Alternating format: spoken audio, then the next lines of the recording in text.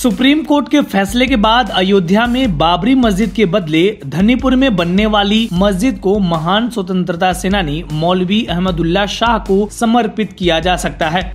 अहमदुल्ला शाह ने अंग्रेजों के खिलाफ 1857 के प्रथम स्वतंत्रता संग्राम में अहम भूमिका निभाई थी।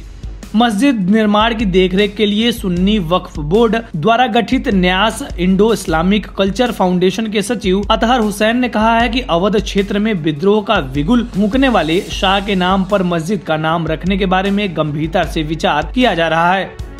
न्यास का गठन होने के बाद इस बारे में चर्चा चल रही थी कि मस्जिद का नाम मुगल शासक बाबर के नाम पर रखा जाएगा, जैसा कि बाबरी मस्जिद का रखा गया था, या फिर किसी और नाम पर विचार किया जाएगा।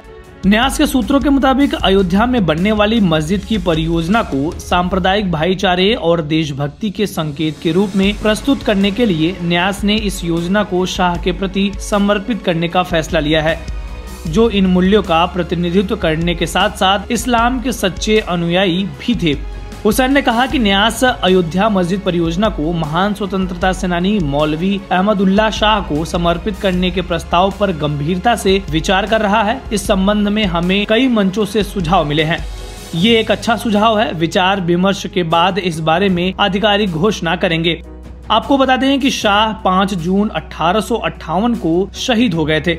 जॉर्ज बुश मॉसलैन और थॉमस सियटन जैसे अंग्रेज अधिकारियों ने उनके शौर्य और उनकी संगठनात्मक क्षमताओं का जिक्र किया है। भारत के 1857 के संग्राम पर आधारित किताब हिस्ट्री ऑफ इंडियन म्यूटिनी में मालिसन ने शाह का कई बार जिक्र किया है।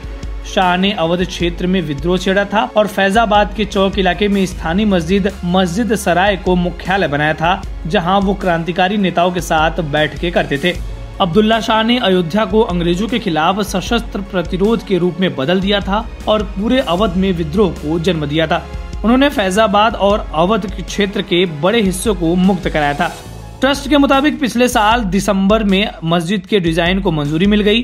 खबरों के मुताबिक लखनऊ के प्रसिद्ध वास्तुकार प्रोफेसर SM अख्तर ने इसका डिजाइन पारंपरिक और आधुनिक वास्तुकला के संगम की तर्ज पर तैयार किया है। पारंपरिक इस्लामिक वास्तुकला और स्थापत्य के मुताबिक गोल या प्याज के आकार वाले गुंबद, सीधी मीनार और घुमावदार कटावदार मेहराब वाली मस्जिद से अलग हटकर ये वृत्ताकार डिजाइन भविष्य की ओर देखता हुआ लगता है। यानी इसका डिजाइन खाड़ी देशों की आधुनिकतम मस्जिदों से मुकाबले करने में सक्षम होगा। गोलाकार मस्जिद में एक साथ 2000 नमाजी नमाज अदा कर सकते हैं। महिला नमाजियों के लिए अलग हिस्सा होगा।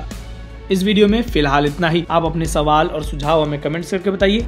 बाकी देश और दुनिया की ताज़ा तरीन खबरों की अपडेट्स के लिए हमारे चैनल लोकमत हिंदी को सब्सक्राइब कर लीजिए। अगर आप ये वीडियो फेसबुक पर देख रहे हैं तो हमारे पेज को लाइक और फॉलो कर लीजिए।